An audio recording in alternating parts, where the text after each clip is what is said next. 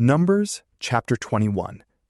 And when King Arad the Chanaanite, who dwelt towards the south, had heard this, to wit, that Israel was come by the way of the spies, he fought against them, and overcoming them, carried off their spoils.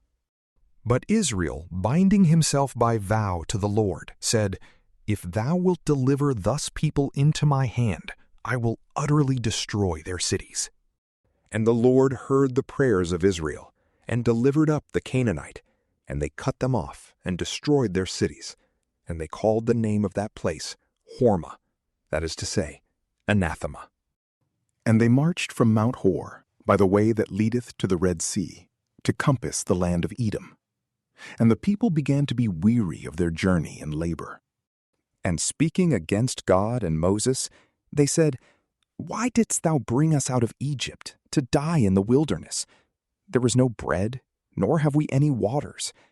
Our soul now loatheth this very light food. Wherefore the Lord sent among the people fiery serpents, which bit them, and killed many of them. Upon which they came to Moses, and said, We have sinned, because we have spoken against the Lord and thee. Pray that he may take away these serpents from us. And Moses prayed for the people. And the Lord said to him, Make a brazen serpent, and set it up for a sign. Whosoever being struck shall look on it shall live. Moses therefore made a brazen serpent, and set it up for a sign, which, when they that were bitten looked upon, they were healed. And the children of Israel, setting forwards, camped in Oboth. And departing thence, they pitched their tents in Jeabarim, in the wilderness, that faceth Moab toward the east. And removing from thence, they came to the torrent Zered, Which they left, and encamped over against Arnon, which is in the desert, and standeth out on the borders of the Amorite. For Arnon is the border of Moab, dividing the Moabites and the Amorites. Wherefore it is said in the book of the wars of the Lord, As he did in the Red Sea, so will he do in the streams of Arnon. The rocks of the torrents were bowed down, that they might rest in Ar, and lie down in the borders of the Moabites. When they went from that place, the well appeared, whereof the Lord said to Moses, Gather the people together, and I will give them water. Then Israel sung this song, Let the well spring up. They sung thereto, The well, which the princes dug, and the chiefs of the people prepared by the direction of the lawgiver, and with their staves. And they marched from the wilderness to Mathana.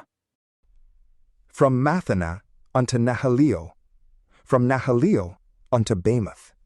From Bamoth is a valley in the country of Moab, to the top of Phasgah, which looked towards the desert. And Israel sent messengers to Sihon, king of the Amorites, saying, I beseech thee that I may have leave to pass through thy land. We will not go aside into the fields or the vineyards. We will not drink waters of the wells. We will go the king's highway, till we be past thy borders. And he would not grant that Israel should pass by his borders, but rather, gathering an army, went forth to meet them in the desert, and came to Jasa, and fought against them.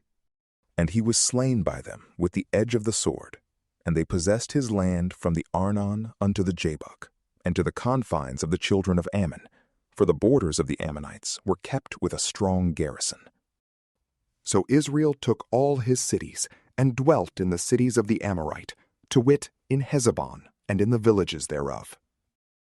Heshbon was the city of Sihon, the king of the Amorites, who fought against the king of Moab, and took all the land that had been of his dominion, as far as the Arnon.